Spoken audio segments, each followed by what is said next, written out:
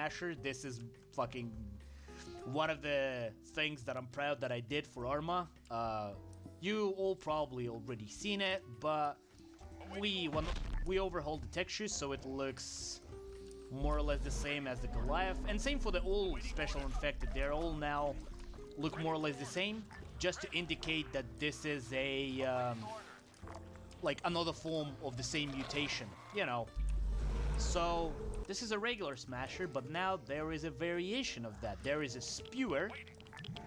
As you can see, it emits radiation, so if anybody will stand around it, like a regular player, they will start getting damaged, as well as it can now throw acid at people.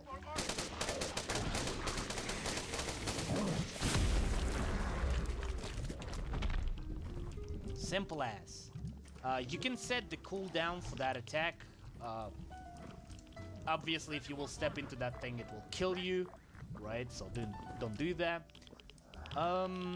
If it will die, right, the acid cooler will appear in the place of death. So it kind of, this Smasher works as, well, it doesn't work too much differently, to be honest, except that one attack. But again, I just wanted to make more variations of Smashers so I can use them for different things. Plus, variety is always a good thing. For 40k fans or SCP fans, there is a Hellspawn. That means that this Smasher came from fucking, I don't know, the hell itself, right? You can do whatever you want with it, but the main premise of that Smasher is that it can teleport toward the target, like that. Oh, that guy's dead. And it can also throw fireballs. Simple as. So, it's basically an imp from Doom on steroids. That's it. Again, as I've said, I just wanted to give Smasher more love, right? And make it so you can pretty much use any of the variations in any of your scenarios. What else? Again, yeah, the major thing is the pathfinding and damage overhaul as well. You can now shoot zombies in the legs, right? In a head. You can set the head multiplier, so you can set, for example, a walker health to like 999999999, right? And that will make them nearly unkillable. And for example, if you will set a headshot multiplier to like 1,000,000, right? Or a billion or something like that, that will make that you can only kill those guys in the head, right? You need to set the damage multiplier even more. They have too much health. I would say just make it 999, and I think that will be enough. Again, people were asking for that kind of stuff because they want to make like Resident Evil. It was me. I was asking for the World War Z shit. In the head or something like that. There you go. As you can see, I cannot kill him properly. If I'm gonna shoot him in the head, he will die immediately. Beautiful. Same for the melee. You can set in improved melee settings. Improved melee system settings, you can set the damage multiplier. So if you will set that damage multiplier to like 999, right, that means that they will not be able to kill a walker shooting in its body, only in the head, or they would need to use the melee. And as you can see, yeah, sorry for the stuttering. That's because my HDD is dying, as I said. I think that's it. There was much more work done. A lot of code mod was basically rewritten. All right, we do have a stream to do. We do have a stream to do. Let me get the music started on that puppy. But my freaking god, go give that a watch. That's more important. That is definitely more important. All right, go skip through that video. And then apply it to what I can do with it.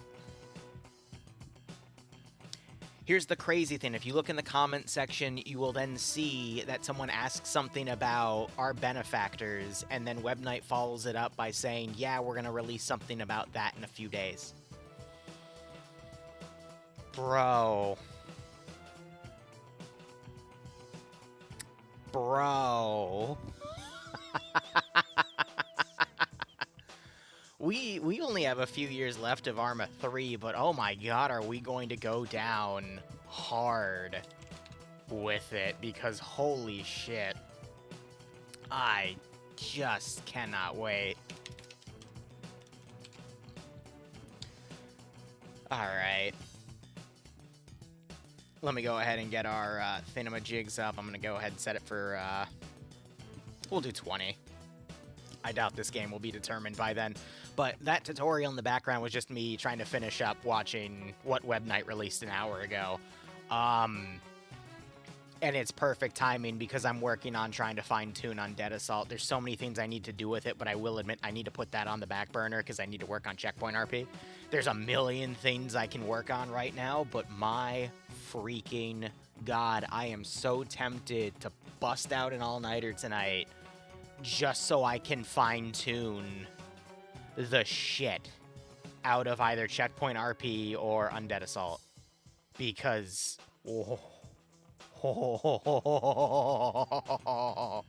that is so freaking exciting. Oh, and there's just a million and one things I'm working on right now. I put it in my own Discord for Arma 3 related stuff. We've got quite a bit we gotta work with here, just so many different departments, but oh man, we're gonna power through all of it, and we got some really cool shit coming. I'm so freaking excited for it. Like, that's gonna blow everything I worked on out of the water. I need to do like a remastered op or two, literally, of World War Z related stuff. I'm gonna do Yonkers again, but with that stuff, or a version of Yonkers with the mutants. Like, there's so many ways I can take the scenarios now. I just need to figure out how I'm going to do that revive system. I need to get my hands on a coder. I'll figure something out, but oh man. I am so excited.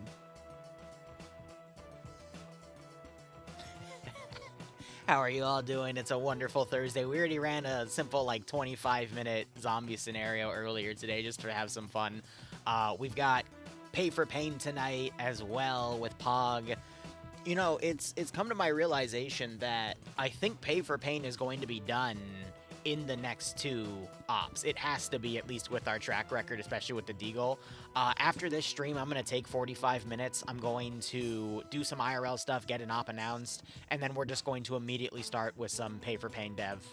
I'm going to make some crazy custom compositions because I want to get it done by next week, one way or another. So we've got that on the bat. I want to tweak some of the custom compositions in front of you guys, make some really crazy custom comps as well. Anything that we can go with, but all right. They're starting around here. Understandable. Oh my goodness. Jesus Christ. Let me go ahead and locally mute because that is all of them getting transferred into the TFAR channel. But let's go ahead and get this round started. It's just... I'm very excited for what we're going with, guys. There's a lot on the docket, and then, I mean, there's Daisy as well, with Namalsk back. Like, there's just so many good options. Jesus Christ, what is this? Did they just make a giant underground tunnel to go? Oh my god. Oh, anyway, let me get a final count for the infantry here. Oh, yeah, no, we're not at 120. We're actually at 143. All right, let's go ahead and get it with this scenario. This is, I think, mission 4 of their winter campaign. We've only covered 2 of them so far, but that's a-okay. I've also got my timestamps out because we're going to start reviving the PvP channel. We actually had something released today. I've got like 40 videos there to not stretch out, but, you know, put on the front log because there's a lot that's changed in the past few days in my vision, and we're going to basically go with all that. So let's go ahead and cover all of this. So let's go ahead and actually tab out. Let's cover objectives first. So if we look at our document to show how things are going to work here, both sides have to secure this fort by the end of the game, and that is worth 5 points. So whoever has more players, Blue 4 Op 4 in this zone, by the end of the game, 5 points worth. Otherwise, there are 3 digits to recover by the 55-minute mark. So, looking at this, Op 4 have to retrieve 3 digits from all 3 of these forts by the 55-minute mark. If I were to try to look at this position here, it looks like somewhere in these forts is some sort of interactable computer. And then from there, they will be able to get digits to then combine them into a code. Once we have all 3 of those codes, they can then go into this input station over here, input all those digits, and then they will receive a bonus, them being Op 4. Looks like that's the import laptop there. So for every position where they get 3 digits from on these 3 forts, it's worth 2 points by the 55-minute marker. Op 4, if they get it, they'll get 2 points per objective. If Blue 4 defend it by the 55-minute mark, they will gain 2 points. Is this just a freaking tank turret bunker? Does it work? That'd be kind of cool if it did, but we'll see. Otherwise, if Blue 4 prevent any of the digits being retrieved, they get a bonus 5 points, and if Op 4 get all 3 of the digits by the 55-minute mark, they get a bonus 5 points. So basically, if they win that, I mean, they just win the round at that point. But otherwise, it's going to be up to Blue 4. Op 4 have to at least have control of 1 of those positions by the end to make the score 2-4. And then that final objective will probably play out in Blue 4's favor because it is a Blue 4 objective. So Op 4, especially starting on the eastern side, probably going to be moving up slowly, trying to take all 3 of these forts in a nice line drive style. But with a 55-minute mark, that is going to be tough to do. So now we know what they're playing for. Maximum amount of points is technically going to be 16, but I doubt we're going to see either side get those bonuses. Looking at the map, though, I mean, this is a pretty interesting breakdown. We have a lot of trenches in play for this scenario, a lot on the surface level, too, and then there appears to be this massive underground tunnel that pretty much connects, I think, all 3 of the forts together, and it is vehicle-sized. So this entire just massive underground network, I'm going to follow it here. But this is all enterable, and then you have access to the next fort right there, and then you follow it. So this basically just creates another way for Blue 4 Op 4 to practically rush right into each other. Then it looks like we've got some bridges here, possibly to stop any vehicle rushes. That's going to create one hell of a grenade trap, though. But, I mean, I don't know. I can't recall on the top of my head who's been making these missions, but my god, the forts they've been creating on Rat Road, which is relatively a flat map. I mean, we've seen some pretty crazy shit with them. So this is great to see. I have no idea how this is going to play out, but otherwise, let's go ahead and use these remaining 3 minutes to go ahead and look at what Op 4 has in terms of assets. Op 4 is going to be your Russian group here. But otherwise, you know, AK-based. We got a lot of PSOs, so magnified optics are going to be in play. PKMs as well. It kind of sucks for those machine gunners. We got some T5000s in play as well. Pitbulls on the AKs. But, yeah, PSOs as well. I mean, oh, my God. But we've got 2 D30 batteries here. We've got some Op 4 MRAPs in play as well. We've got 2 S25, basically the body of a BMP-3, but with a tank turret on it. And 3 BTR-80 Alphas for Op 4. Wow, and that is just half of their group. The other half, I'm assuming, is going to be a lot less armed. Yeah, so we just have some fast-moving gases down here. But these are, I dare say, special forces. They've definitely got some fancier AK-74s in play here. We got some Pitbull sights as well. But, I mean, the way these guys are dressed up, this is definitely more of their spec ops force that's meant to be reconnaissance. And then Op 4, they've got a scouting group already down at the input station. These guys are your top-tier units here. So we got AS Vals in play, which means they don't have that much of a range advantage, but they are integrally suppressed, so they might act as proper special forces here. But otherwise, I mean, Op 4 with a very, very powerful roster here. This could really go either way. I'm going to tab out real quick just so I can see total control here and make sure chat is up. Awesome. But yeah, I mean, these guys definitely have a lot of range. They've got MRAPs to work with. They got artillery to work with. I mean, we'll just have to see how this all plays out. Looking over at the Blue 4 factions, I believe these are the Polish forces here. So we've got some GPMGs, some G3s. I could be wrong, actually, on the actual faction. It could be German because we do have G3s in play. But they also have these towed snowmobiles here. And then we've got, no, the GPMGs. I actually forget what faction this is. It might be Germans. I'm just surprised we're not seeing any of their Fushes or Lushes, you know? Otherwise, looking over at the middle garrison, yeah, this is definitely more German here. We've got the transport APCs, the, I believe it's either Fush or Lush. One is their, like, scout car with an freaking autocannon, and the other one is the transport APC. But otherwise, yeah, so these guys are definitely German with G3 and whatnot, or G36s, excuse me. So your 5.56 MG3s, all of that good stuff. And then the final Blue 4 group, I'm assuming this is where their armor is going to come in. Yeah, so we've got these funny little tanks here. I forget the name of them. One of you will know it because you always bring it up. And then they just have some armored cars here.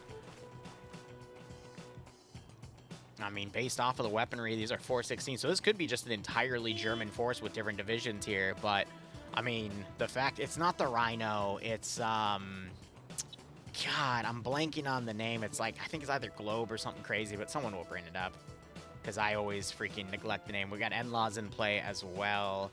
But yeah, pit bulls, magnified optics, all that fun stuff. But, I mean, OPFOR with 3 autocannons and artillery to work with, I'm going to be honest, Blue 4 is definitely outgunned in this scenario. And I'm going to be honest, I think that's needed because last time we saw 2 of these tank destroyers fight 2 of those 2 S25s. I mean, the tank destroyers completely blew them out of the water and then kind of stole the show when it was all fighting over the river open ground here. This was the previous fight we covered, and those Blue 4 tank destroyers just absolutely annihilated a big chunk of OPFOR equipment. Otherwise, they're trying to drive through, but they're noticing that that bridge has created a bit of a roadblock, so they're going to be stuck. We also have a reconnaissance drone in play. It is unarmed. This is the MQ Falcon, if I recall correctly, from Vanilla, but it's got no armament. It's going to literally be a helicopter drone with a camera. I think it's immediately going down to try to find where those Spec Op forces are, or at least recon the input station. Worst comes to worst, if Blue 4 really does get wiped, they could send a squad down to try to hold the input station to stop OPFOR from doing any capturing. Otherwise, we see that the MRAPs are starting to push forces out here with a majority of the OPFOR infantry. We got 2 of the autocannon BTR-80 Alphas moving out. Third one staying in holding.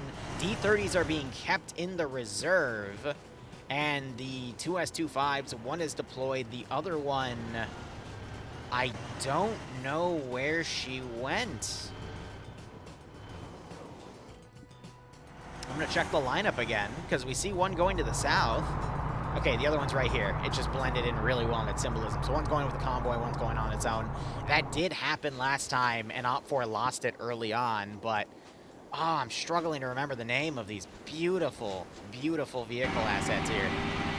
This thing is literally just a massive gun on wheels, which is why I dub it as a tank destroyer. People fought me on that. They said it was something else, but it's like, nah.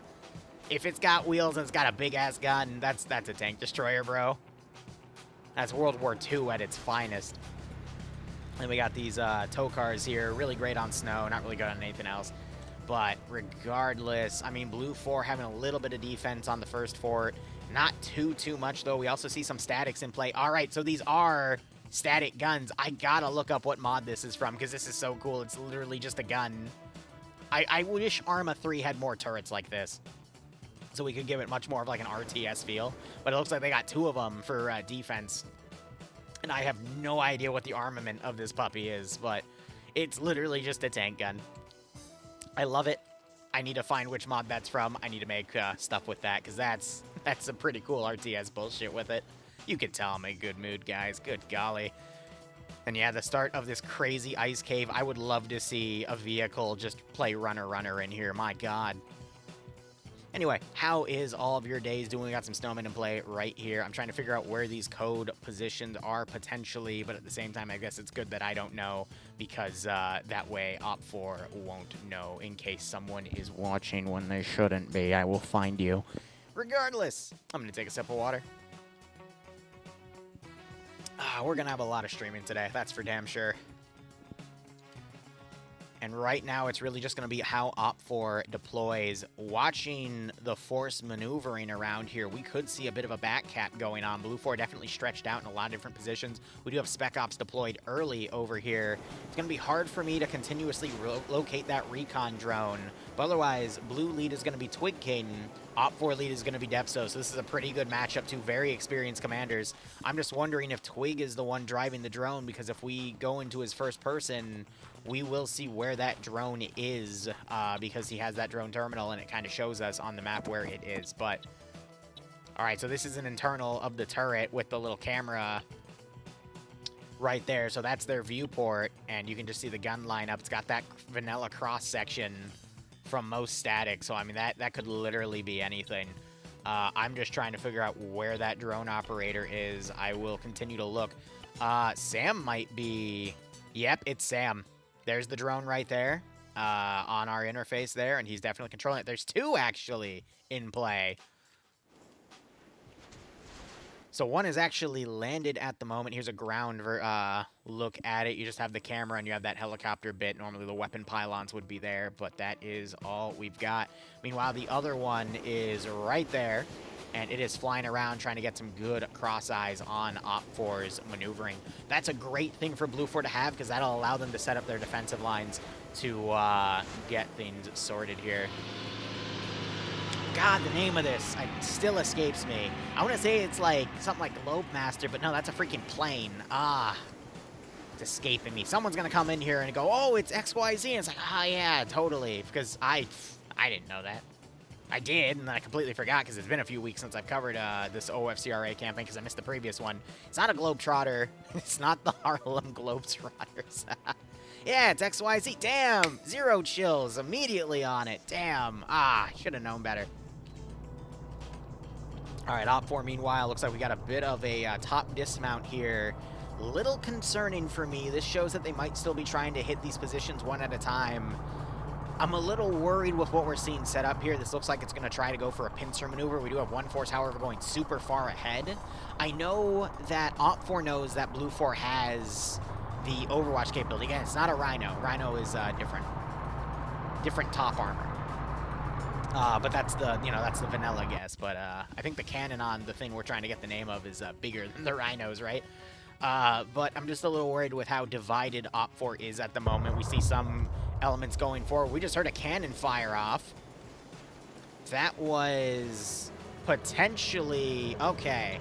So that was this puppy getting a snipe on a vehicle in here just to take out a Gaz. Again, they're just trying to recon this out to see if OPFOR is actually going to play defense at the input station. That gets popped off. What I am a little bit worried about here is we do see that Blue 4 potentially had eyes on OPFOR moving in on this zone. This is the command team for Blue 4. And I'm not surprised to see that. Twig is a very, very aggressive player when it comes to maneuvers like this, so he will put himself in harm's way.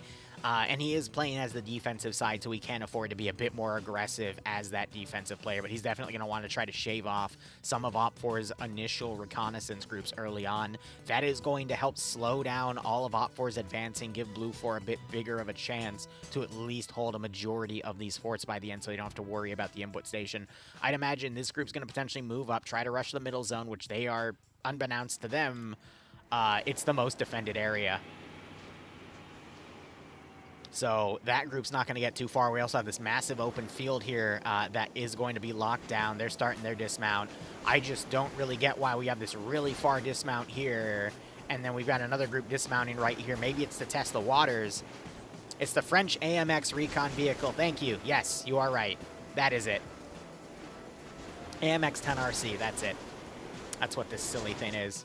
I call it a tank destroyer, but that is the technical name for it. My God, though, is she sexy. That little duck bill in the front. I dare say this thing might actually be amphibious. It's got the little side things, too, and it's got the shape to be, like, boat-like.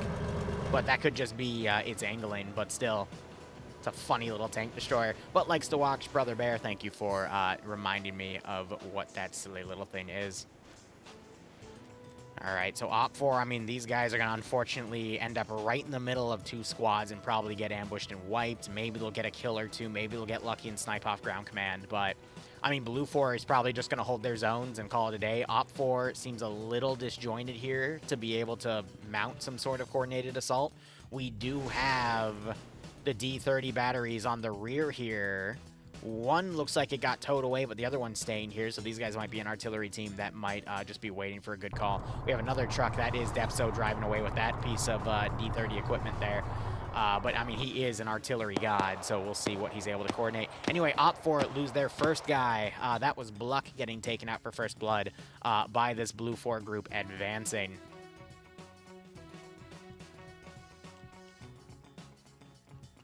So you got the rest of Blue 4 now trying to inch up Mr. Cool. He's trying to play it cool here. He's going to go for a headshot on somebody as soon as they pick themselves up. He's trying to lock on Settler here. Can he get the kill before he is spotted and taken out as more Blue 4 come in? I think Twig King just noticed him. So he tries to take the shots on Settler. Unable to. He gets double tapped by Crazy, and he is brought down. And that leaves only 2 more Op 4. These were their top tier units, and they are just getting immediately cut down. I guess they were just pathfinding for the rest of the group to come up, so I get the coordination right here. We also have the 2S25 way in the back, probably to hold defense in case there's a Blue 4 rush with one of those RCs. But, I mean, this main Op 4 force, I'm trying to figure out what's going on here. Why do we have a force that's come all the way up here and dismounted when we have forces that have dismounted 2 kilometers behind and are now slowly walking in, especially in a game where the main objective is cashed in at the 55-minute marker? I feel like Depso's forces are way too slow for what's going to be seen here. And it's amphibious? Yeah, I figured with that duckbill shape. Thank you for letting me know, Brother Bear. Ah, man. Might see some QRF come up. We do have a Gaz with 9 players driving up to here. They've cut their engine, so they're just coasting in. You can't even hear them. The bush getting hit was louder than the damn car coasting, and that's a really common tactic we see with PvP players and Gazes, is they will cut the engine early and then just coast in, so they are purely silent because the audio just stops. We do have a Foosh back here, though. It's got that MG3 ready to go. I would argue the deadliest medium machine gunner out there in Arma 3. Especially when it's stabilized. That fire rate will just tear you apart. But it's holding on reserve right now. Twig isn't convinced that they've killed everybody, so he's staying back here and looking around. But in the meantime, he's just trying to do some reconnaissance here, looking around with his binos. Won't find anything else as he's already sent everyone back, so they might just mount up and leave. I'm a little worried right here with this play, though, because that does give opportunity for players like Parthius to potentially poke out and snipe that lone guy, but they might be a little too concerned that there's an entire Blue 4 group watching over them. So Twig might be able to get away with that for free. And he does as he starts pulling back.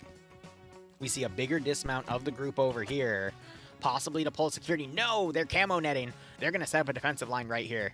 And that's going to catch a lot of Op 4 maneuvering. However, I don't know. Now they're going to be in a situation where they are outnumbered about 2-to-1. Closest support is one of those AMXs about a kilometer away, a little over a kilometer, actually. And then you've got Op 4's armor support a little further out than that. But there's just, look at the position of this Op 4 element here, that concave angle.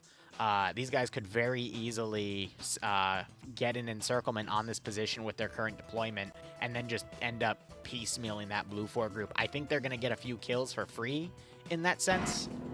Here we go. Hold on. I said I wanted to see a group play runner-runner. There you go. The AMX playing runner-runner just to hold down the freaking... Anything that comes in is going to get blasted. And that is the funniest camp I've ever seen.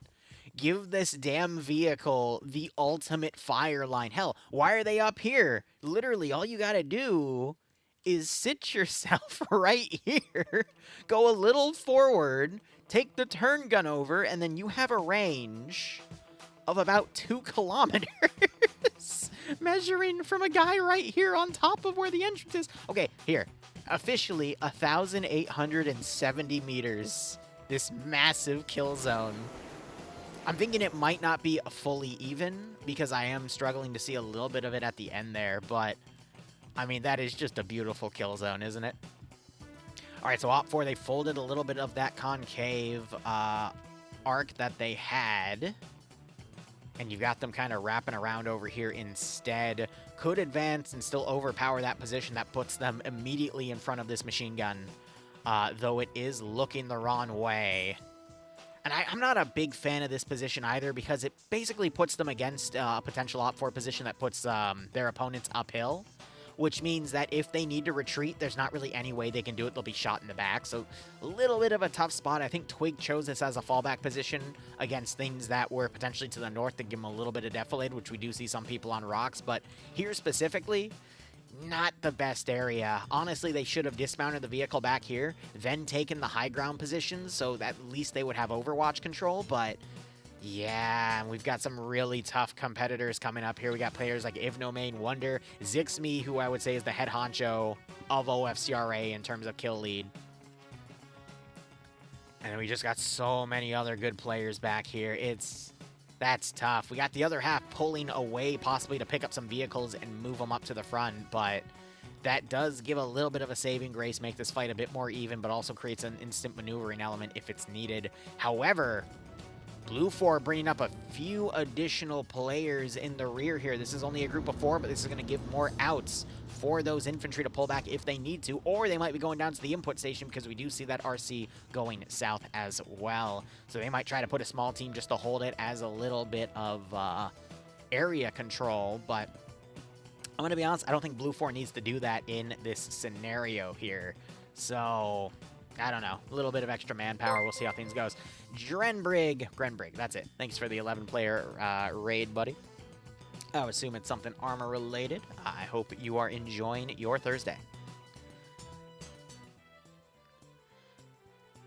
Really, right now, it's just a slow game because we have forces all the way in the back that are just maneuvering very, very slowly. They've only covered about 800 meters of distance, and they still have. I mean, if we were to measure it by putting ourselves right on top of OPFOR's frontline position and then measuring the distance, they still have another 1,400 meters to go, so it's going to take them like another 15 minutes to get up here. I think OPFOR's plan is to literally just hit these in a line formation, forego the bonus points, and then just end at the final fort, and then they should have the number majority anyway, and the point majority. That'll put it 4-2.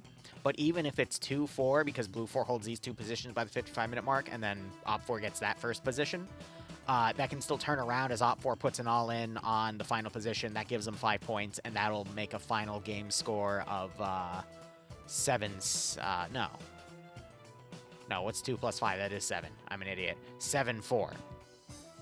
So they can still win the match there.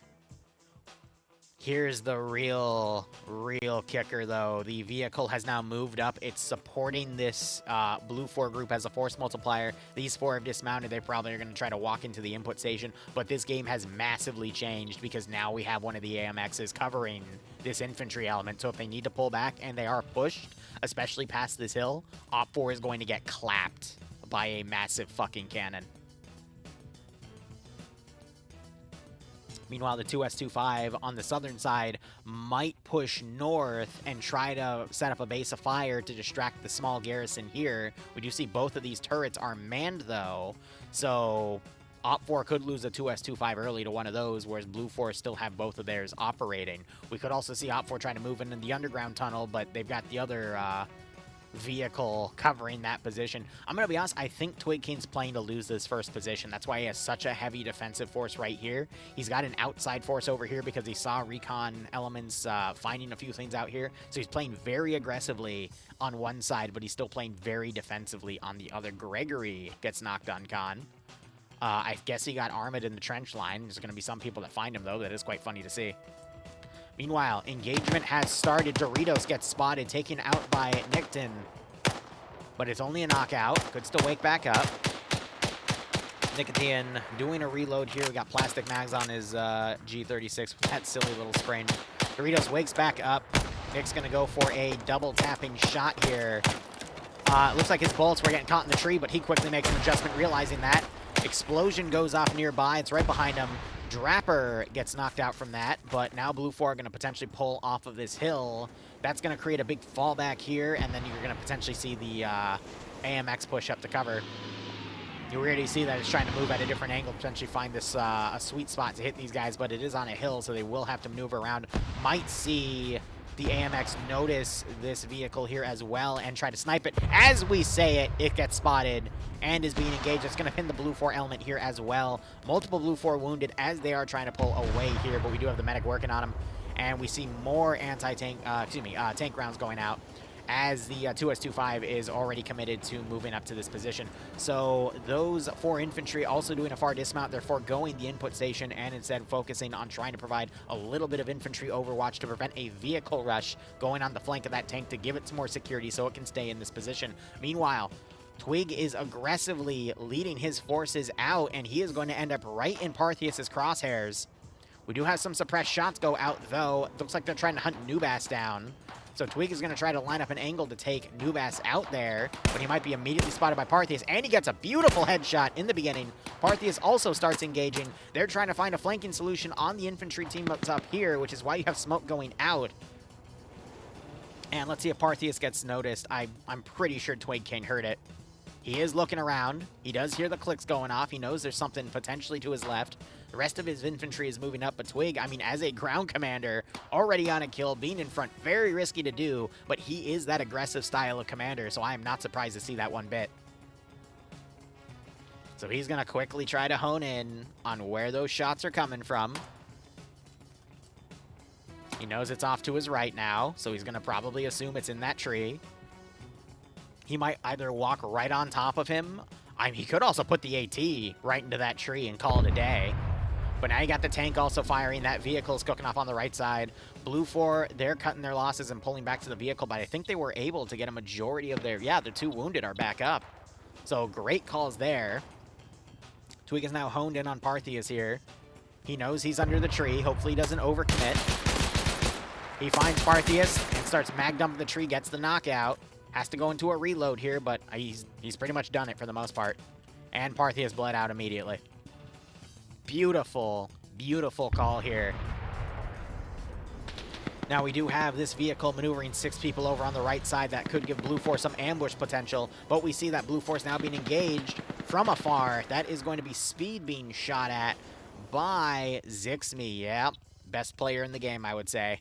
Already trying to sight them off from a pretty far range. He might have communication with this northern team. They do a far dismount. Now the command team is in a lot of trouble.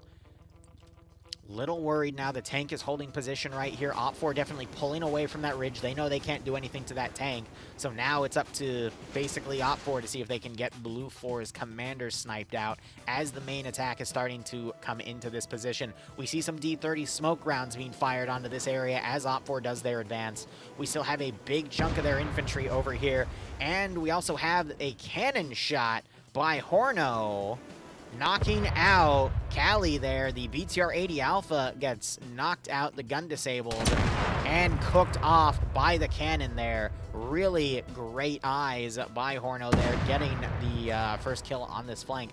I do see now what OPFOR's plan is, though. They've split off this force to try to assault this position, and then this group is either staying in the back because they're going to do one of 2 things. Either they run into a shit ton of resistance here, and then they are called in as a second wave, or they can bypass, catch any Blue 4 that are pulling away, and then immediately hit that second position. That's why this force was up here, so they could provide good eyes on to walk this force in so no Blue 4 could come in and counterattack immediately. And if they tried, there would be this immediate reserve force to deal with them so this attack could continue. So I see what Depso's going for. He's going to basically try to take both of these positions within that 55-minute mark so we can then pounce on the final position for the entire hour 30. Cutting losses, trying to do the best with what he can. We got the BTR-80 Alpha suppressing some of the trench line up here. And we've got OPFOR still pushing on the elements up here.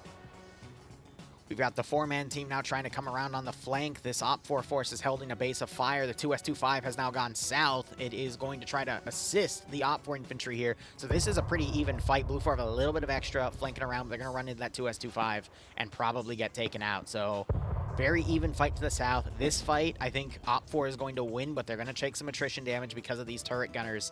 But the main fight, what's going to determine the game, in my opinion, is who wins this one. because that's going to determine how much Blue 4 has at the end, how much Op 4 has at the end, and who's going to eventually win the match by having the final position. It's going to be a numbers game based off of this fight.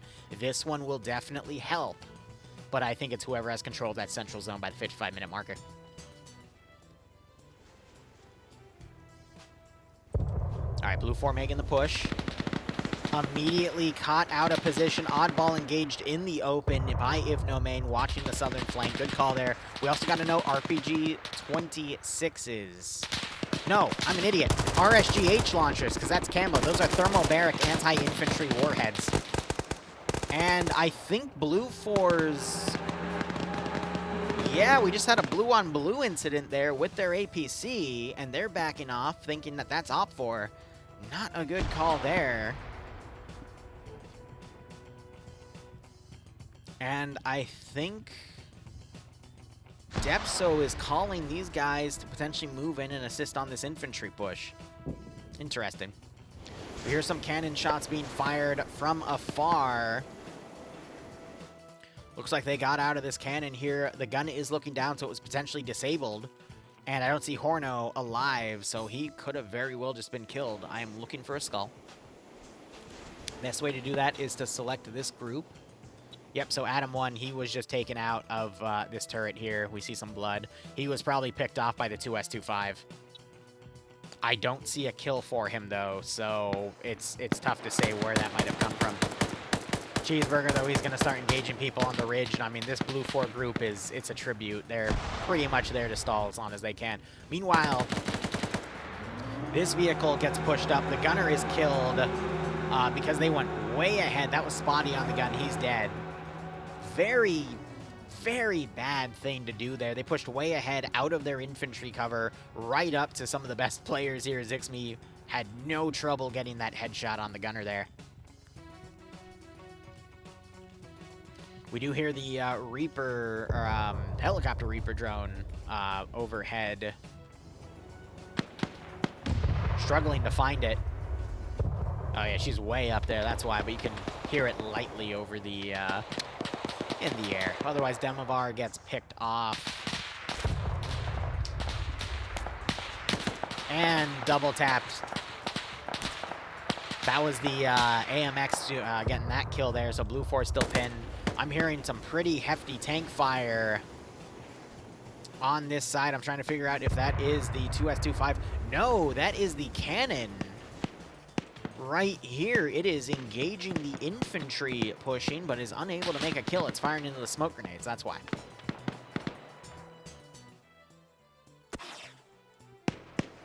Now you got a few more smokes going out. Looks like multiple members of Op 4 got taken out here, but one managed to take the barbed wire out with his body, or they used some wire cutters, and they're slowly pushing up. Two of the Blue 4 defenders on the ridge are down. Damn! All right, Red Pill gets freaking sniped over here. Okay, that's actually RCL Peely, but you get my point. Kester cursed once again. Well, we got Op 4 now trying to push on a Blue 4's team here. Twig King trying to keep his guys maneuvering, but look at this. He stole an AS Val. And he's trying to sight in some targets here. However, he quickly takes fire and is forced to get down so his head doesn't get taken off. Very valuable that he does not get taken out here, but Op 4 are definitely going to try to get a direct fight here. I think Twig in a pickle could call for this tank to come up and assist him. 2S25, meanwhile, has been ordered to set up not a spearhead, but a covering position, as we have Oddball pulling his wounded guy away from this position. They don't have a medic to pick him up, though, so they're going to have to find one in that other group. Meanwhile, Blue 4's elite team here getting some knockouts here. Speed is knocked out. Multiple smoke grenades going down. Might be trying to cover him. We do have a medic in play, though. Speed does wake back up. Twig being very quick to pull away. Speed crawling away so he doesn't get double tapped. Otherwise, it looks like Op 4 is mainly taking this position. Kevin's going to probably come up and double tap these players here. Yep, right to the gut. Pull the trigger. And the only surviving player is Zamil and Avalos. We got to give it to Zamil. Look at this. 4 kills with that Pitbull scope. He's been picking off people up here left and right. He also knocked Snodjapair out. But you can see, kill 1, kill 2, kill 3, kill 4. He's been basically bullying this entire team by himself, and he could still continue to be a pain in OPFOR's ass if he stays low in these trenches around, but I mean, soon he's going to see a lot of OPFOR swarming around him, and now that OPFOR has basically gotten on top of that position, they're taking their main force here that they were keeping on reserves, and now they're going to push them forward through this little gap, but Blue 4 has a pretty massive defense here. I'm waiting to see OPFOR open up with some artillery to potentially blindside that Blue 4 element to give OPFOR some cover to move in. Might see some auto cannons help out, but it's hard to say. Meanwhile, main cannon firing again. Avalos still with no kills. He's just harassing that group, funneling people over to Zamil. We've got Blue 4, I think, double tapping some additional bodies here. I mean, with their PID, it's hard to say. That might have been a friendly, though. But Kevin gets sniped by Zamil, and that makes kill number 5. 6 even for Zamil. He's going to pop some smoke on himself because he has a GL guy harassing him. Smoke might not be the best call there if he smokes himself because the GL is just going to range in on that smoke itself. And now that he knows that he's there, I mean, if Snodgepair just doesn't line up this shot, that could be it. But, I mean, Zamil should have been GL'd to hell there. But he does have some OPFOR pushing right up on him, and he gets a single-shot knockout by one of the 3 remaining players right there. I just realized there's 2 of them. Wait, what? Am I crazy, or are there 2? Hold on. NT, thank for the raid of 24. I guess my chatbot's dead because I can't see anyone talking, but there's 2 of them. There's 2 of them. I think this one's the AI based off of his jerking of this, but does that mean Zamil just got killed by an AI? Wait a second. What are you...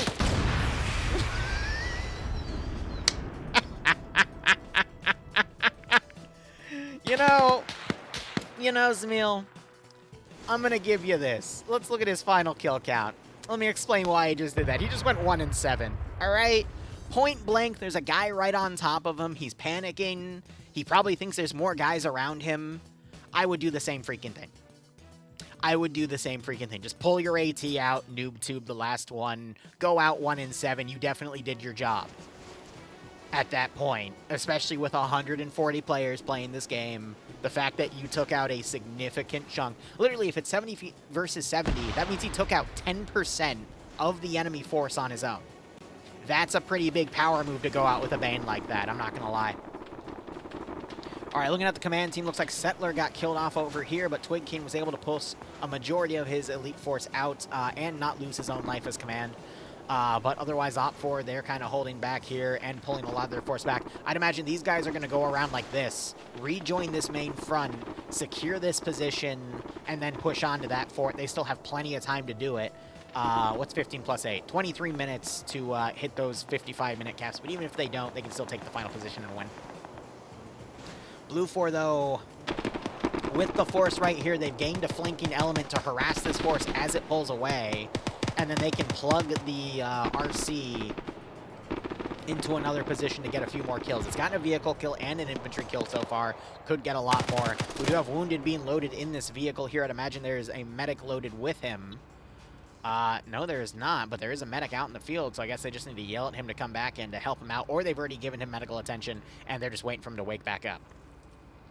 Looks like that's not the case, so they just pulled his body out, so I think they're running around here trying to find said medic. Otherwise, I think OPFOR is in a little bit of a bind here with this position. Let's go ahead and look at the massive defensive lines we have, the good amount of fortifications here. We could still see a big smoke envelopment here, but we do have 1 tank cannon. Ooh, that little bump, though, means it's only going to be able to watch the right side. It means the other defensive turret right here. Look at the lines on this defensive turret, though. It's going to really be up to Gonzalez if he can hold this position here. Hitting the plus key here, I can't seem to get any zoom in on him, though, so he might be limited on his sights.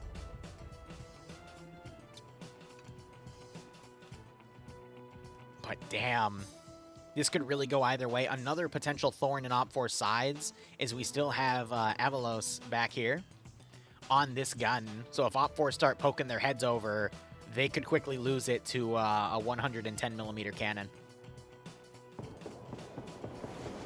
I'm hearing autocannon shots going out. That is the BTR suppressing some of these infantry positions. Can Gonzalez spot that BTR and take it out? It is on the northern side. He should have eyes on it. He should definitely have eyes on it. He's literally right there. You can see the outline of the cannon right there. Gonzalez, bro. There's the shot. I thought he was sleeping for a second. That immediately knocks the gun out. Panics the crew. We see some dismounts. They're going to run for it. We're going to see a second shot in a second. He tries to use the coax, maybe. That or the round just completely whiffed. We just saw an AT fire. Another round came in. And after the second round goes up, that cooks off the autocannon. They really, OPFOR needs to figure out that those positions are potentially in play. I'm going to be honest, that is on the BTR crew. They had the opening shot, and they chose to instead harass infantry positions instead of utilizing their AP rounds to immediately disable that turret. Maybe they weren't briefed about it. Maybe they just failed on their reconnaissance. But if you see a tank cannon on a, a little turret like this, and it's moving its gun around, you probably want to prioritize that first. So we might see Gonzalez be able to now hold as shots are opening up here. He does seem to have a bit of HE in that cannon. And he immediately starts shooting. That first round is short, but, I mean, I have a feeling it's going to tear apart the infantry if he can make contact here. He's got some angles. Ooh, maybe he doesn't. Some of the ground gets a little low right here. There's some rocks in the way, but if OPFOR wants to continue their advancing, looks like he's switching to other angles as well. We see a dead body here. Gonzalez could just terminate this guy, and if he lands the shot in, there's a bit of a tree in the way, but he does have a small angle. We do have other gunners starting to shoot, but I feel like OPFOR is going to actually take a lot of attrition trying to take this one position. And I really want to see if they're going to actually run in here and take the tunnel. Because there is a beast in this tunnel, a dragon, if you will, who takes no nonsense from any OPFOR advance. He's down here. He's angry. Did he just pull out? Damn it, I was warming you up! You don't need to be out here. There's already a freaking gun locking down this position. I get it if he was disabled and they need to pull him out, but this is just them being greedy. They need to continue to lock down the central area because OPFOR might actually try something. And if they don't cover it, that's going to leave an entire OPFOR group to come out of their ass. Massive misplay here, in my opinion. These guys are just getting kill hungry.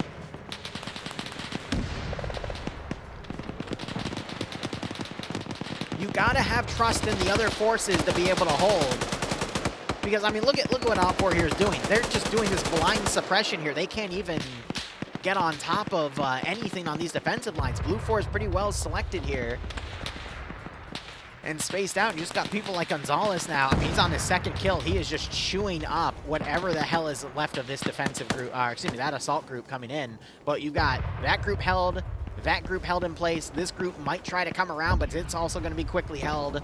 There's just not a lot of options here for OPFOR to push because Blue 4 have set up such a great defensive line on this position. OPFOR is going to have to try something else to push in. And what scares me is, look, now you got Depso. He's looking down the tunnel. He's going to see this is clear and go, all right, cool. Let me just tell this MRAP here to turn around, and then we can just drive down the road. So again, potentially game-changing misplay by this vehicle. I don't know if they pulled out on their own or if Twig King ordered them to do it, but not watching this is going to cost them. And it's going to cost them deeply. That being said, I think OPFOR is ordering this vehicle to turn around. There might be another way in here. I doubt they'll drive on the surface. That's a little suicidal. But, I mean, knowing OFCRA, anything's freaking possible, man. Yeah, they're going to drive on top of it instead. They just drove over barbed wire. Massive, massive misplay here. Depso's not going to go for it. Ah, bro.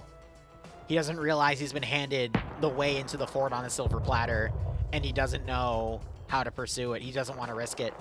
But at this point, this is his only option because Blue 4 are absolutely crushing on the surface. The only way OPFOR could turn this around is if they sneak a strike team underneath. And his best bet was utilizing the group in that MRAP to come in from the rear and start causing chaos, but we're not going to get that. We are not going to get that.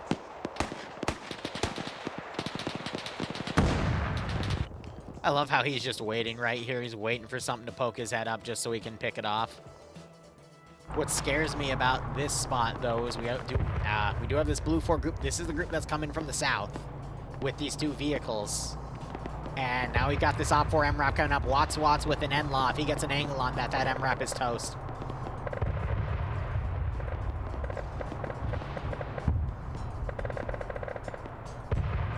I genuinely do not see how Blue 4 could fumble this. Oh, there it is. Crazy with Panzerfaust there. No, it was Twig King who got the kill, and now he's up to 6. Because he just insta-killed the entire team in this vehicle. Twig King leading by example here. And OP4 just... I'm willing to bet that Depso told these guys to use this line, and they saw on the surface, okay, maybe we just drive on top of it instead of actually going under it. But Depso, I mean, he's out of options here. And what really makes me giggle is this cannon is still up, and I really want to see if Avalos is about to actually snipe OP4 command here. See, he's on the corner, on the right side. Depso instead staying low. I think he's trying to get into contact with somebody to come and take this tunnel. Because, yeah, Gerald's now down here with AT. But if Blue 4 came down here with an autocannon, they could just suppress the line, and they still have. They have a tank option. They've got autocannon options. I mean, where's the... Yeah, they still have both 2 S25s in play.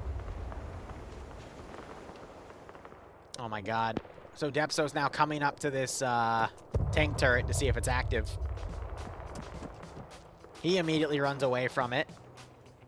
He didn't have the scroll wheel option to get in it, so that means it's either occupied or destroyed.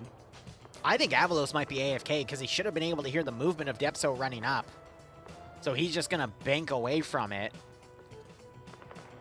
That's such a weird call.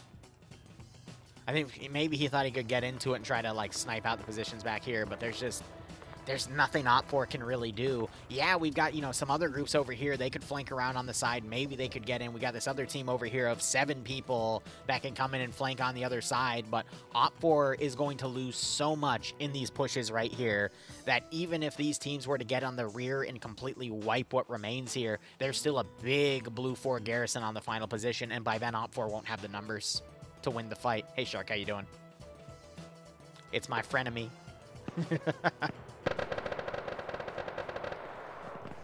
So here, let's look at Sam so we can see the drone placement right now. He's pretty much got OP4 boxed in with the 2 reconnaissance drones, so...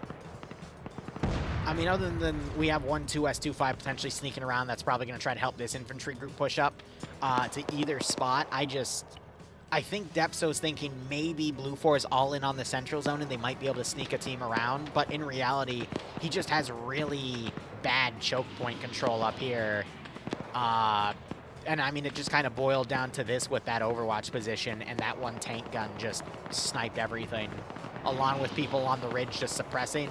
And then Twig King himself came up with his team and killed people. I think Twig might be dead. No, that's a different team. Okay, so Twig's team is on the move. Because I'm like, there were a lot more than 4 dudes up here, and I thought I saw a body, so I'm like, oh shit. No, these were just knocked out trees. Okay. My god. So yeah, they're going to try for a rear attack, and they're going to be supported by a 2S25. That's Depso's Hail Mary at this point. He thinks that there's nothing in the back line. So maybe what he can then do is take this position, move all of his forces over there, and turn this into a defense op, and turn this into that as being his taking position to still win, but he's not going to get it. We've got infantry out here that are just kind of broken. They're not really moving in. We have a BTR-80 Alpha that might try to do a gauntlet run, but it's only Kremet solo driving because Barros was taken out earlier in that vehicle. I don't know why a member... Such weird calls. And then look at OP4's main forces that were pushing this zone. They're either all dead or knocked unconscious. I think this is a pretty solid Blue 4 victory. Shark, I'm sorry to hear that. I'm going to be honest, my throat also hurts a bit, but, you know, we got to do what we got to do.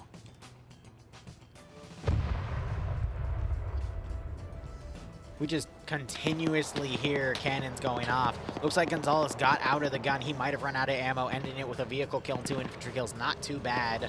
We got this cannon up here now with an infantry kill. They're just trying to snipe out additional forces. 2S25 now driving down Main Street. Trying to find an angle. That 4-man team is now no longer on the ridge. So that's giving these guys an opportunity to advance. He might... I think he's trying to snipe the vehicle depot right here. He could catch Twig King. If that vehicle snipes this middle position, it's going for infantry, though, and the gun's short. Twig might drive out at the last second, though. Instead, he's checking for loot. My God. If you see a line of vehicles like this, just take them out. If you're going to take them out, just commit to it, especially if there's infantry nearby, because the cook-off of the vehicles will kill the infantry anyway. So if you're really trying to do that, that's all you got to do. But they literally whiffed every AT shot. Like, what is going on with the gunnery on OPFOR? They're making horrible decisions on what targets to engage first, and then when they have targets handed to them on a silver platter, they just miss and whiff the shot. They finally make a hit, but now Blue 4 infantry is long freaking gone. Like, what on earth? Yeah, well, it's too late now because the infantry ran off. You saw them run off. So now you're just kind of wasting your ammo on static targets, which you could then, if you take the position over, your infantry can then use against the enemy. So now it's pointless to engage them. People, I think, get so tunnel visioned on what they're doing. And again, now it's pointless to utilize them. Because Blue 4's not going to push them to the front if they know tanks are out there, because that's borderline suicide. And no, that's not even borderline. That is suicide. But that's fine. Let them pump their vehicle kill numbers. See, look, they're counted as tanks, so haha. See, we killed 2 tanks. We're doing so well. Haha. Ay, ay, ay. 2S25 still pushing around. We got more... That was actually the smartest call they've made. They just put an AP round right into here and got a double kill. Thank you. Now you're actually thinking about target acquisition. And Bangi gets that kill in the commander's seat. So that was the smartest thing they did. Find 2 infantry in a tower and just snipe them out with a tank round. I'll give them that. They bounced back a little bit. Good for them. Still got Gerald down here holding the middle. We're not going to see a Thunder run, and it makes me so sad.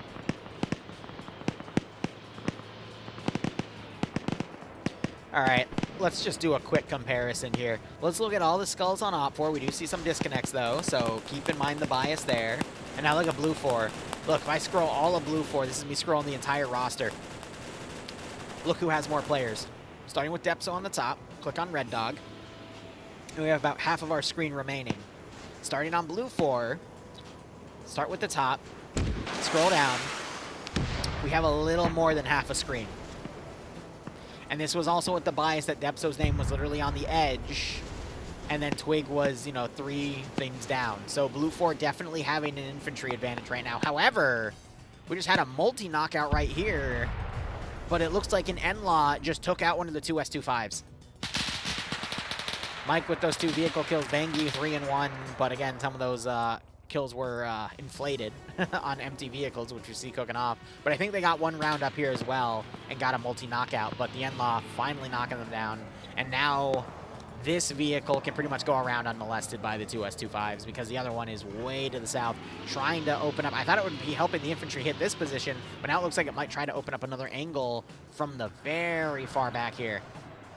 And they're going to play this super defensively. Okay, maybe not. I thought they were getting out to potentially try to cover. But we still have this ridge here. So they're going to scout this ridge, get on it, see that there's nothing. They might drive all the way up to here, but by then, decision's going to be made, but they could run into the AMX out here. I think OPFOR now potentially has a way in because the frontline position got crumbled, but now we've got the AMX taking over. So I don't think OPFOR has the manpower now to hit this spot. Then we do have the 2 OPFOR guys back here. Depso, I think, is trying to call for something to potentially move up and pick him up. They could Thunder Run with this car.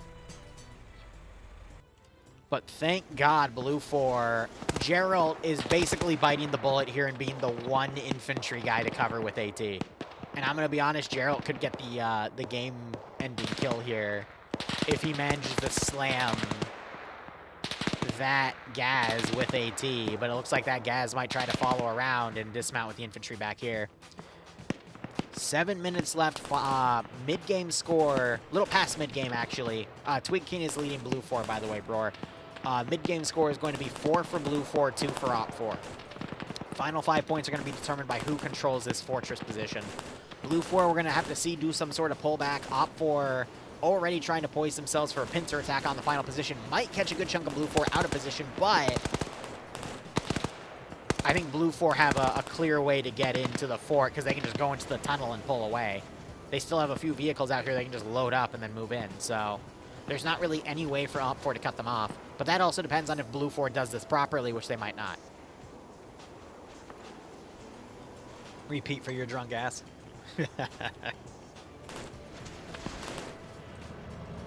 So we do have a medic up here who's been able to get up one of the guys here. We can see the leftover bandaging here. He's working on the other one now, so great medical work there. Audrey's still pulling a vehicle back.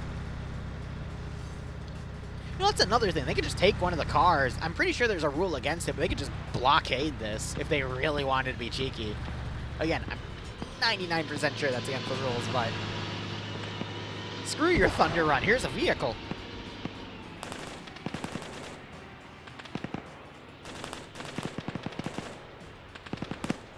Could see Op 4 strike in the rear.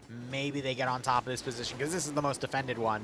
And this is also where the tunnel runs out and it's blocked, so vehicles wouldn't be able to charge out. Plus, it looks like there's a satchel trap right here. Yep. So Blue 4 are just waiting. How's it going? I would say Blue 4 is winning right now. We're going to see the first cash-in of points in about 6 minutes. It's going to be 4-2, but then 5 points for whoever controls the final zone by the hour 30 mark. Op 4 really just got grinded down when they assaulted the central position under Blue 4 control. First position Op 4 took, but that's because Blue 4 put a very paltry garrison on the front. And I would say the defensiveness of Blue 4 plus some of the small unit tactics on some skirmishing on the outside have really allowed for Blue 4 to start with a kill lead, and they're just continuing that kill lead. Op 4 had some opportunities to do some really great maneuvers, but they decided against it either because of miscoordination or unwillingness to commit itself. And now you just have Blue 4 holding this position.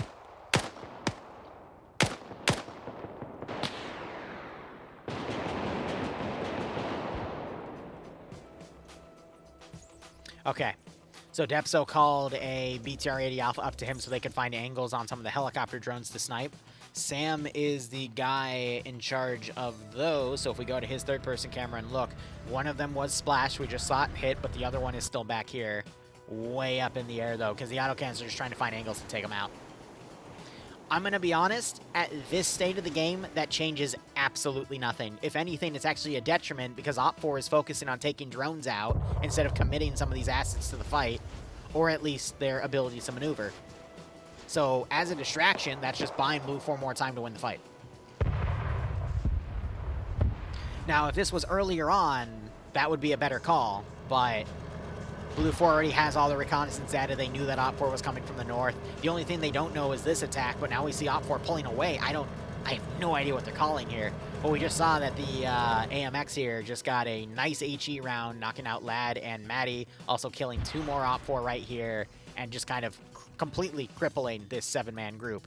2 dead, 2 wounded, 2 alive. So 6-man. I can't math.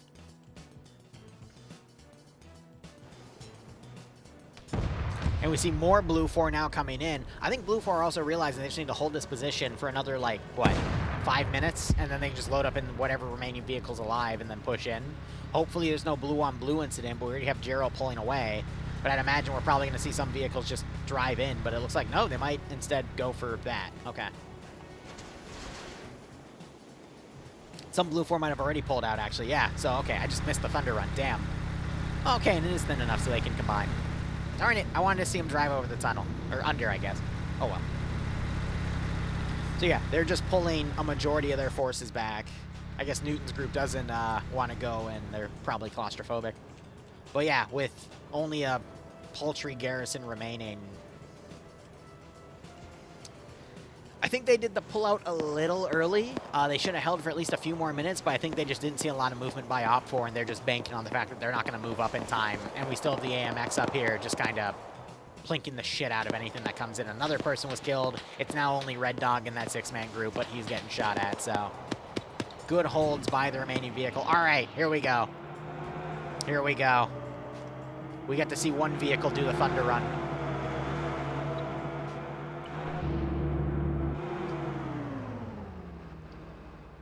Why'd you stop?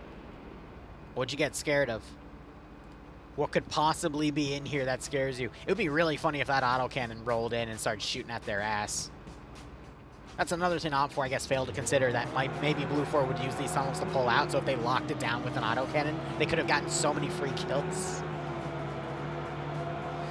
But there, maybe they got pathfinding errored, or maybe they didn't know where to drive, you know? I mean, when you're in a big underground tunnel, there's so many different, you know, twists and turns that, you know, other than going straight, there's so many other ways you could go, you know?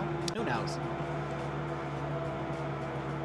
Maybe it's like a landing strip when you're at an airfield, and they gotta get clearance to come up here, otherwise they meet Mr. Satchel. So Jonathan, the gatekeeper here, doesn't blow them up with the little satchel trap right there. You just saw him on the radio. It's like, all right, we got another friendly coming in. It's just friendly, right? Okay, I'm not going to blow him up. Okay, just making sure. Hey, guys. Don't mind the satchel. It's just there for our protection. Yeah, totally. Mm-hmm. Oh, yeah. Yeah, you can get through. Okay, maybe you can't get through. Houston, we might have a problem here. Okay, he's through the first gate. Can you get through the second? Or is he too fat? All right, there's the completed objective. So 2 by west. And then I don't see... Yeah, it's both failed by east and west. So I'm assuming the trigger didn't properly fire for the east. So it should be 2-4 in terms of point scoring. I love how this guy has his AT out like, what? You don't know how to drive through? Does that make you an OPFOR traitor? Huh? Come on, you should know how to drive through, right? Like, this guy is actually going to blow his friends up. And meanwhile, hold on. No, maybe they are dumb. They just ran over one of their own dudes as they tried to drive by. Is he... Okay, he's just... Yeah, he's ragdoll. Maybe that's why they hesitated, because they knew they wouldn't be able to fit. Oh, fuck. If that can't fit, I bet you this fat ass can't fit. Sort of satchel go off up here. Were they trying to kill the snowman? What the hell is going on in Blue 4 HQ? Yeah, so they're basically up here saying, yeah, buddy, you might have to go in a different route because we're having a little bit of logistics trouble here. But hold on, he might be able to do it, or he might armor himself, and it's gonna be the funniest thing ever. Hard to say. It's like the commander's getting out. He's kind of looking. He's like, might be able to make it. Might not. Oh! But the Foosh's fat ass. Or is it a Loosh? I don't know. The German APC manages to get itself through that. And the tank kind of drives through it going, yeah, no problem. I don't know what the hell they were made out of. It's the French thinness of the tank destroyer compared to the fatness of a German APC. There's a euphemism in there somewhere for that. But you know what? I'm going to let you make it, all right? You'll be really funny. Hey, we just struggled to get through there. Let's drive through there again. Oh, hold on, shit. Something's actually taking fire up here. The real content is the tunnel. It's always been the tunnel. Oh, look at that little car goes in. Jonathan's checking them out. Yeah, you're clear. Drive on through. Because now the rest of them are just driving over. Are you good? Can you drive up there? You have the suspension? This is what checkpoint RP should be. The other people are waving them out, you know. It's like, yeah, we're just gonna keep this here to camp. Oh yeah. Meanwhile, there's a minor attack going off on the side, but wow, Spirit gets sniped. I see Spirit bullied in so many of these ops. He always ends up in a bad position somewhere and just gets sniped off. I grieve for him. Poor guy. Oh, look at this. I wonder where the enemy AMXs are. Meanwhile, fires in the tower up there. Over here.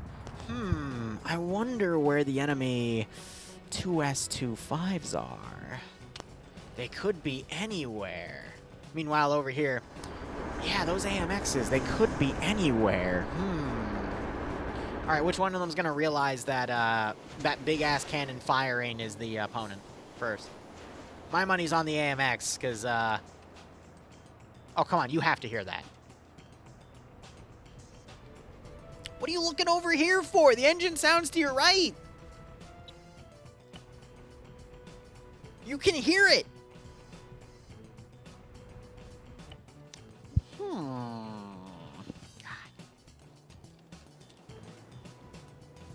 Maybe I'm biased. I have a really good headset, so maybe I can easily hear all this shit. But sometimes I look and I hear some loud-ass engine going off. I'm like, bro, you can hear it. All right, Depso leading because he doesn't have any more troops to throw into the fray. We've got a squad of infantry here with no vehicle. They're just going to have a camp out. Awesome. There's 30 minutes left in the game. They're going to have to walk. We've got Red Dog, who watched his entire squad get wiped, and he has no idea what to do, but he's watching these blue 4 people like a hawk, because he doesn't really have anything else to do. Looks like that some of them are getting medics, so he might have gotten a few good shots off. But now Depso just knocked out Overdrive. He's just picking off whoever might be remaining, because he is also a very good PvPer. Goatland knocked out, which is a shame, because you would think scaling mountains like this would be Goatland's strategy, but unfortunately blue 4 knew who to pick off. Rigel throwing one far. PHK also throwing one. Thankfully, it's a smoke because it starts rolling back down to him. Can you imagine if that was a frag and it rolled back to his feet and blew him up? I would laugh. You would laugh. I would put it up as a highlight. At least a few other 100 people would laugh. We'd have a good day. But thankfully, that didn't happen at PHK's expense.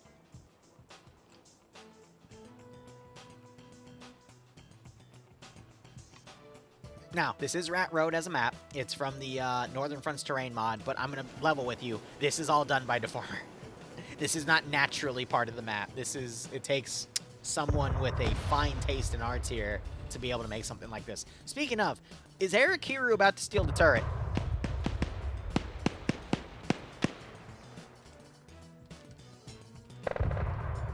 Zixme trying to push up, though. His head's exposed. Montes trying to gun him down.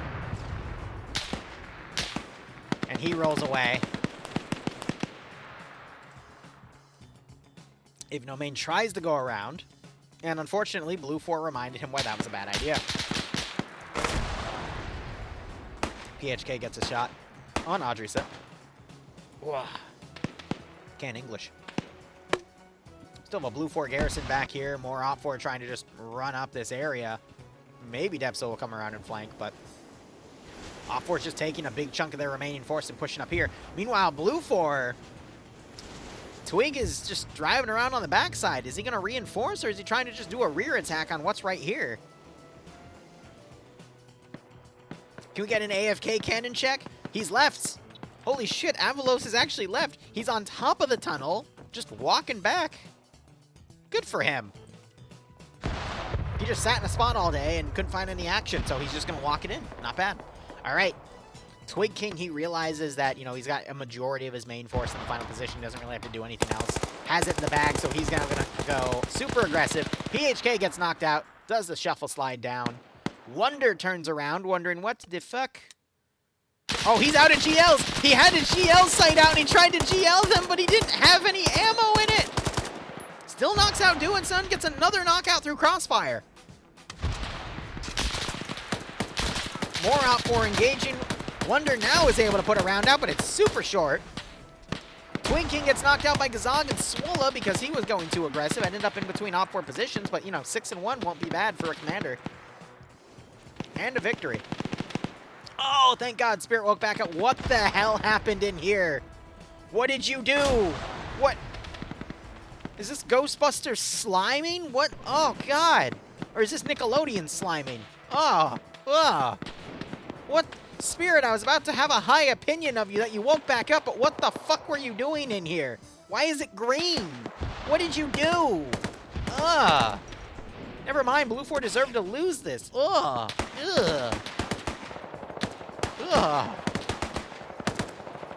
God damn. I think someone needs to get checked out for something if no man gets shot in the freaking stomach there.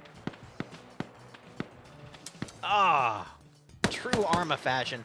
Rigel turn around, trying to get some knockouts here. Twig, I think, is dead. Yes, he is. He got double tapped, but, I mean, he's in a good spot.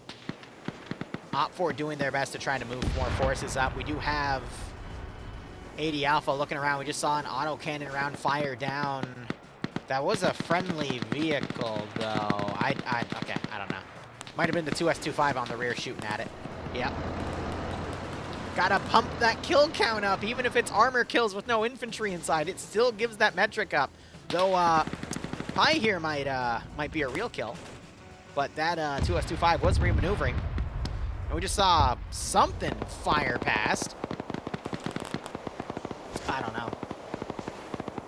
But we do have the AMX hunting something over here. Vehicle's now pulling away. Cutting its losses. Oddball's been ditched. Ah, I see. We might have had an OPFOR player get into here. I do see blood. So I think OPFOR stole this vehicle and started firing at Blue 4, but it was quickly destroyed. Now we got this vehicle driving around. Not sure what the hell is engaging it. Might be the 2S25.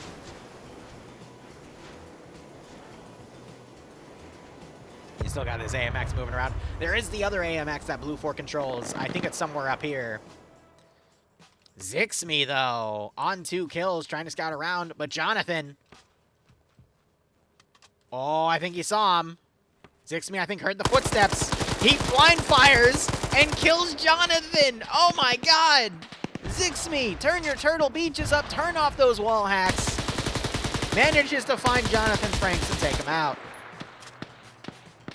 I guess I won't get another episode of Fact or Fiction in a while. God damn. I want to see Blue 4 do him dirty, though, and immediately blow him away. As I say that, Emil comes in and ends him with that Scar H marksman rifle build with the longer barrel. And Zixme's reign of terror was short-lived and is over. Damn. Doesn't stop Blue 4 from holding this little purple. I just called that purple. All right. I need a green screen of this, and I need to put something stupid on it. Someone put, like, a Slaneshi demon on it, like a green screen for me. I'd love that. All right, main OPFOR group that survived is now just going to walk in. It's going to take them like 10 minutes to get in there by the time that finishes, though. We now see this AMX cleaning up any infantry on the rear that are scattered about and just taking people out. Oddball's still alive. He's going to be walking back. Thought I heard a GL go in, but it looks like it was Lawn ended up in between. Oh, that was a GDM round that deployed some smoke. Yep, more smoke going in. I don't think Azog realizes he's out of HE. Oh, I never do an Adriano call in OFCRA. There's way too many players alive for that. Plus, the Adriano call only works in FNF because it was an FNF match. All right, 2 AMXs for Blue 4, 1 2S25 for OPFOR. There is still 1 surviving turret here for Blue 4. Oh, wait, no, there's more than... Oh, my God. Were there 3 defensive turrets for the final position? 1, 2? Yeah, 3. Okay, shit. You got these guys now taking long range, 2S25 coax fire. A little bit more OPFOR pushing up. I don't think they have the numbers. Yeah, Twig, you just got way too aggressive at the end, but at this point, I couldn't blame you. OPFOR's misplayed a few times on this one. They should have tunnel runned you. You had no security on it for a while. And they could have gotten you there, but oh well. It is what it is.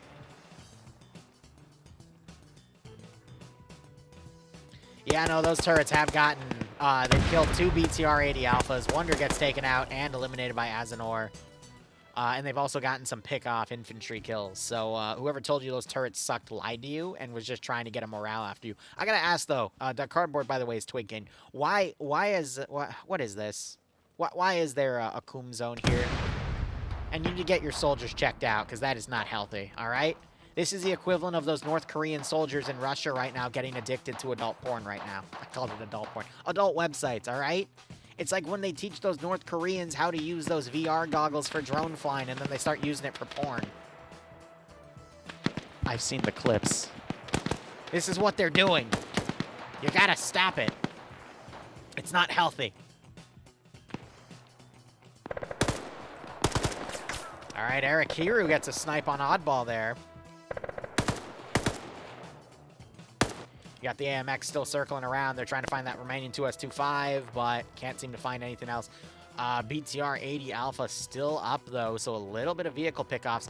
Maybe we'll see the vehicles reposition and try to assist the forces that are pushing up right here. And we do have, what's the 15 plus 8?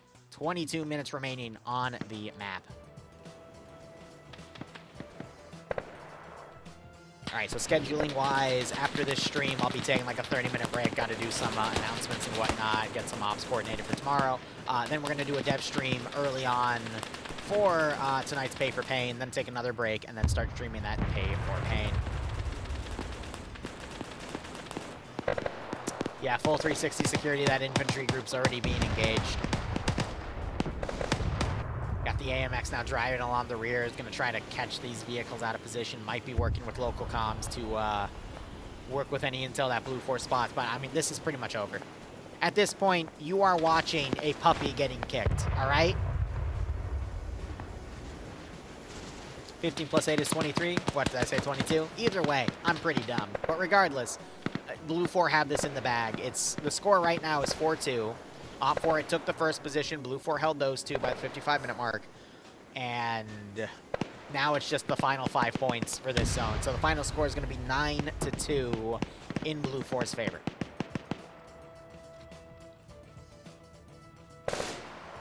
Oh, shut up, Roar. Not even going to entertain that one. Not even going to entertain that one. That was a misspeak, and I'm leaving it at that. I don't think he realizes that the gun is getting... Yeah, the bullets are... Okay, no, they are going through. How the hell does that work?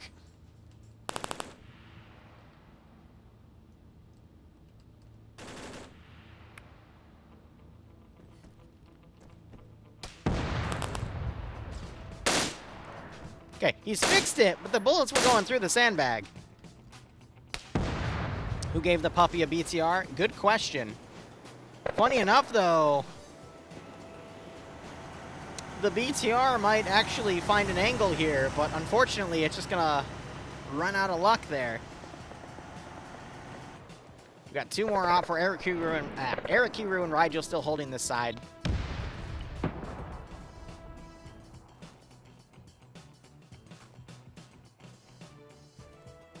Op 4 command got killed. Yeah, he got killed a while ago and he already left the server. So he was walking up on his own on this fort right here, so it's quite possible he got taken out. Arthier trying to go offensive. Eric Hiru gets the headshot knockout there. Can't get the double tap, but I doubt Arthier is waking up anytime soon. Other 2S25 got caught in an open field and taken out. And, yeah, AMX superiority once again. Did AFK guy get him? No, Avalos was going underground. No, he wasn't. He was on the top. No kills, though, but now he's going to be flanking this infantry group. Holy shit. Is this the Avalos supremacy? Did Avalos masterfully put himself in a position to not be engaged, only to now get the remaining kills on Op 4? If Avalos was smart, he'd walk up, he'd throw a grenade, and then engage. This could just put whatever hope Op 4 has of assaulting just down. He could also line up a perfect headshot right here. He's playing this too cautiously. He throws a smoke grenade first. That was the wrong call to make. I think he was out of frags, maybe?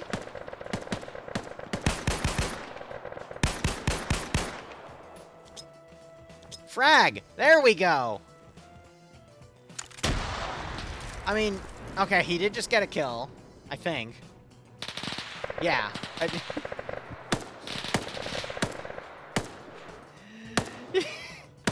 Okay. He's learning, okay? He's learning. We gotta give him credit. He botched the shit out of that, but he's not dead yet, and he did at least get a kill. So, he still has room to make up for this. Maybe the smokes were intentional to blind Op 4, so now he can maneuver and get a flank on him, but let's see. Let's see if I eat my words here. Maybe Avalos is just master playing this with a strategy I've never seen before. Because now he's at another angle. He gets the back of the head headshot on Genesis and Baffo. Valmet's still alive. Has no idea where the shooting's coming from. Avalos runs out of ammo and pulls back to the tree. Okay, I might eat my words here. Avalos might be just slow playing this. And now he's going to get Valmet. The man is now double tapping after he verifies that everyone's down. Okay, Avalos is a fucking genius. It was just a masterful gambit so he could conceal himself and reposition and then put them all in a lineup spot for him to take out from a flank. All right, I'm going to eat my words there. Broski did this on purpose. Broski unironically did that on purpose. Now let's see if he can find the other guys. RPG fired out. It's going to be short and detonate early. Avalos now putting some shots into the tree to freak him out. Sees some movement. Still sees movement and gets the knockout. Mag dumps him so hard he knows he's not going to wake back up. All right, this man's a genius. If he was going to botch it, he would have. Is he going to get Mark Fire now, or is he going to double tap Pador? He's probably going to double tap Pador first. Yep.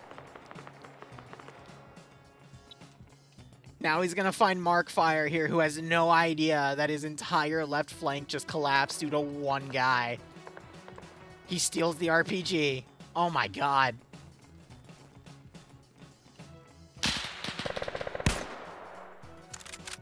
Had one shot. Mark is like, oh, what was that? Huh. Must have been my imagination. Are you kidding me? I'm just going to bandage right here. I didn't see anything. Must have been a scrating shot, you know. Pador wakes back up. And Avalos kills him. No freaking way. What is this? You see Mark's still there. Oh, you're just toying with him now. Mark has no idea what's going on. He gets hit again and then knocked out. Oh my god. What is this? Here's the real question. Is Avalos going to get blue on blue? Because he can't run up there to get the double tap because that puts him in the firing line of blue for him. I can guarantee you he's going to get double tapped for that. How many kills? So he's at 3 kills officially and 3 knockouts. So 6 total. Still not as good as Zamil in the beginning, but this was one hell of a slow play. I was ready to give him shit, but holy crap. Man, just... I'm going to be 100% with you guys. Avalos gets a 4th kill marks. I think the bleed outs are now counting for him, but I think that was like 70% luck and 30% Avalos just screwing up and then knowing how to adapt, and then OPFOR not being smart enough to immediately respond to it. He's going to double tap with... Okay. Call that what you want. Based off of what I've seen doing this for like 5 or 6 years... I've seen it done cleaner. I'm not discrediting what Avalos just did, though. All right? That was freaking amazing. But I could tell with the missed shots and the failure to double tap. Yeah, now he's going to take the blue on blue. I called that earlier. Run, buddy. Don't try to friendly wiggle. They don't care. They never care. They're winning. You're just another notch under their belt at this point. Look at him just spam up going like, ah! I'm friendly. I promise. Blah, blah, blah. Bro, they're just going to see the RPG warhead and go, oh, shit. That's so funny. But no, I'll give it to that. That was pretty good. That was pretty good. The smoke misplay and then turning it into an advantage, though, that was the smartest thing he did. And that is something that I don't see a lot of players knowing how to adapt if they make a fat-fingered mistake like that. So that's where I do give him points, because he thought about it and then he perfectly positioned himself in a spot to then take advantage of it.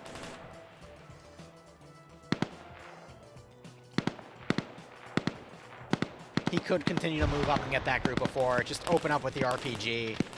throw a grenade, RPG him, go into a bush, pull your gun out, clean up the rest.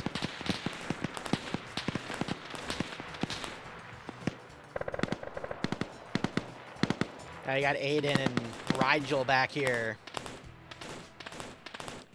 Zavelos just going to come back and be rained a hero, or he's going to get shot in the face like a hero. It's up to Johnny. Johnny, I think, saw him.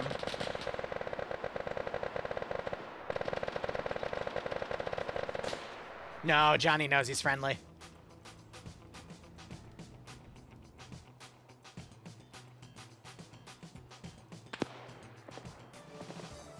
Just wiggling his gun up. He's trying so hard.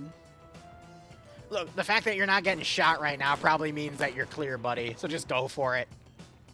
He's actually the main character. Stays in one spot for the entire game. Though Pie and Crazy coming up, they might not be convinced. OFCRA's down to 6 players right now. We're literally just watching. We're just watching this go, man. Pulled a Houdini.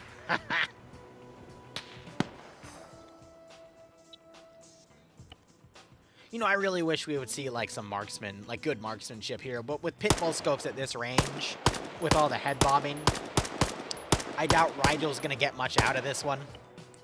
And then we also look over to Aiden over here with no kills. And then we just have the tank destroyer coming around. It's like, it's just marksman. I'm just going to pick him off.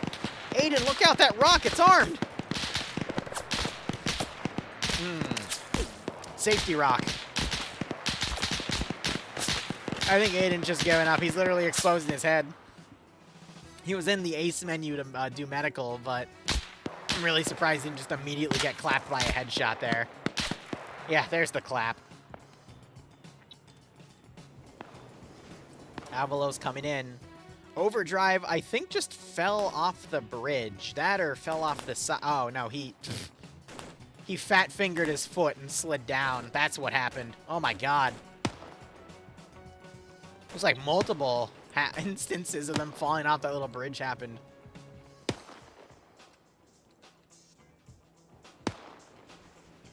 Avalos is the one stealing the puppy's lunch. Yeah. Yeah. Yeah. Dr. Snuggles walks up. Aiden's still taking some double taps. Rigel is desperately trying to hide from the tank. The tank, though, the tank did not care. I think the thought of surrendering went through Rigel's head, and just before he could process it, the tank decided for him. Technically tank destroyer, but it's a 120mm cannon. I don't think it matters at that point.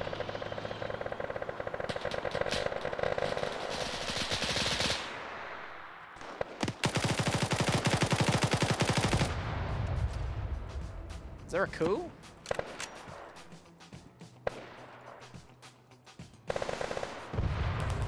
Okay, Avalos is still alive. Crazy gets shot for being crazy. That's discriminatory. Discriminatory. Nah. Either way, I don't know what I think Blue 4 is just celebrating early. And just before it went through his head, something else did. Yes, that just happened to be 120mm lawn. Crematory?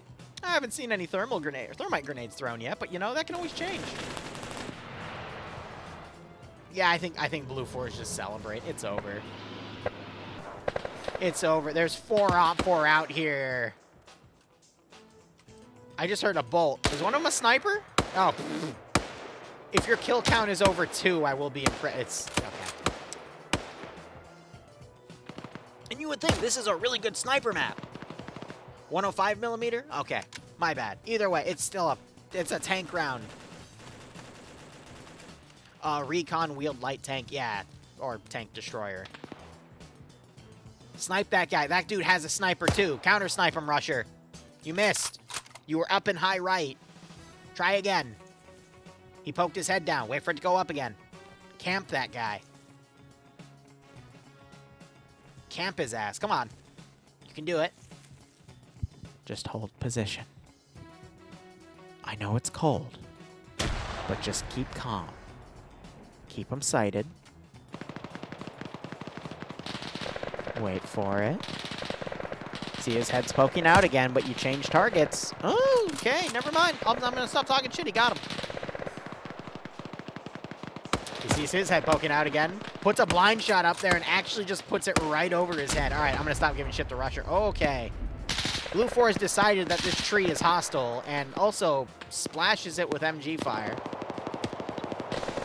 Avalos now with the 6 kills because everyone bled out.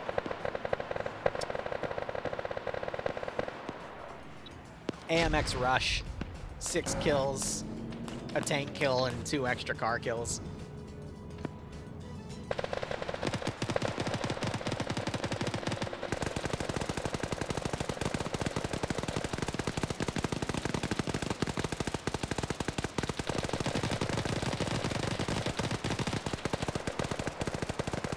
I'm waiting for the tank just to charge him. This is over. It's funny because they're literally just mag dumping the tree line. They don't even know where OFCRA is. They're just shooting. Google says it's an armored reconnaissance vehicle. Yeah, Google's wrong. It's a tank destroyer. If they wanted an armored reconnaissance vehicle, they'd give it a 20mm like the Germans did with their Fuchs or Lukes, so I always forget which one's which. All right? They instead gave it a 105mm cannon. It's a tank destroyer. Don't lie to me.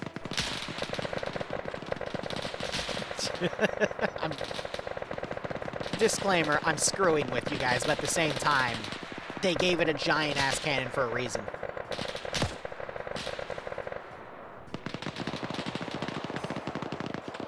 Yeah, the French do weird things. Sometimes it works really well, just look at Napoleon. Sometimes it doesn't work really well, just look at World War II. You know, it pains me that Rusher has not gotten a headshot kill yet. Though, that one guy he sniped is still knocked out and could bleed out. And Blue 4 in the middle of their partying hijinks could be done. But yeah, flip for flap up here. Okay, no, he's gotten some medical, so he will wake back up eventually. Alright, I'm going to call GG because this is it. Hold up. Now we're going to have the AMX do something. This is a Blue 4 victory. We'll be back in, let's see, it's 5:12 Eastern Standard Time, my time. I'll try to be back by 5:45, 6 o'clock at the latest. Sometimes it doesn't work out. Just look at Napoleon. Yeah. Later Napoleon versus early Napoleon.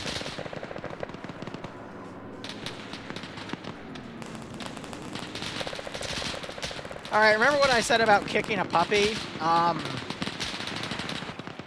This is now punting an orphan across a football field.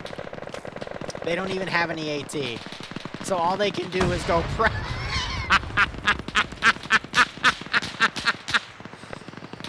Yeah. Yeah. Thank you so much for watching. Go operate operationally. Enjoy the rest of your day or night. Cheers, and have a good one. That's the smartest play you can do, is just to maneuver in the tree. But yeah, it's over. It's all over. There's no solo carry. It's over. 9-2-1. Oh my god. Yeah. All right. I'll be back in a bit.